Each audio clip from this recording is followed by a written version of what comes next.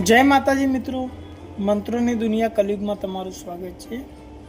मित्रों, आज हूँ तमारा माटे लाव्यो छूं हनुमान सिद्धि मंत्र।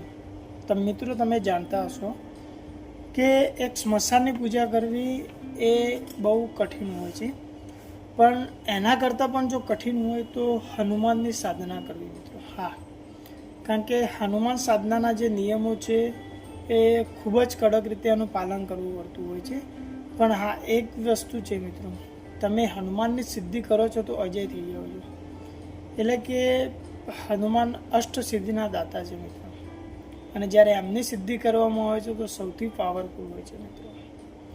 तो मित्रों, आ मंत्र आपवो पहेला हूँ तमने खास जणावुं के कोईपण सिद्धि माटे तमारे ब्रह्मचार्यनुं पालन करवानुं होय छे, अने खास हनुमान की सिद्धि तमे करता हो त्यारे ब्रह्मचार्यनुं पालन तो तमारे अचूक करवानुं रहेशे मित्रों। मित्रों, જોઈએ આપણે હનુમાન દાદાનો મંત્ર જોઈએ તો મંત્ર આ પ્રમાણે છે। ઓમ નમો હનુમંતે આવેશ આવેશ સ્વાહા। મિત્રો, મંત્ર ફરી જણાવું છું। ઓમ નમો હનુમંતે આવેશ આવેશ સ્વાહા। મિત્રો, મંત્ર આટલો જ છે, પણ આના સિદ્ધ કરવાની વિધિ પણ હું મિત્રો તમને સાથે જ આપી દઈશ। જોઈએ મિત્રો, સિદ્ધ કરવાની વિધિ આ પ્રમાણે છે।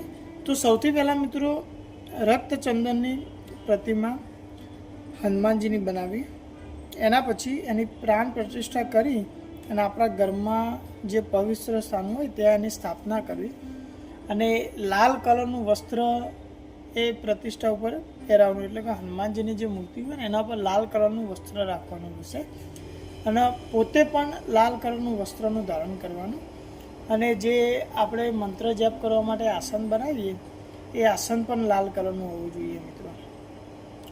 અને આપણે જ્યારે હનુમાનની સિદ્ધિ કરીએ તો એ પવિત્ર સ્થાન હોવું જોઈએ, અને જગ્યા એવી પસંદ કરવાની છે કે આપણે ત્યાં રહી બી શકીએ। એટલે કે આપણે આ જ્યારે અનુસંધાન આપણે કરતા હોઈએ, મતલબ જ્યારે સિદ્ધિ કરતા હોઈએ મંત્રની, તો તે સમય દરમિયાન આપણે એ જગ્યા ઉપર જ રહેવાનું છે અને એ જગ્યા ઉપર જ સૂવાનું છે મિત્રો।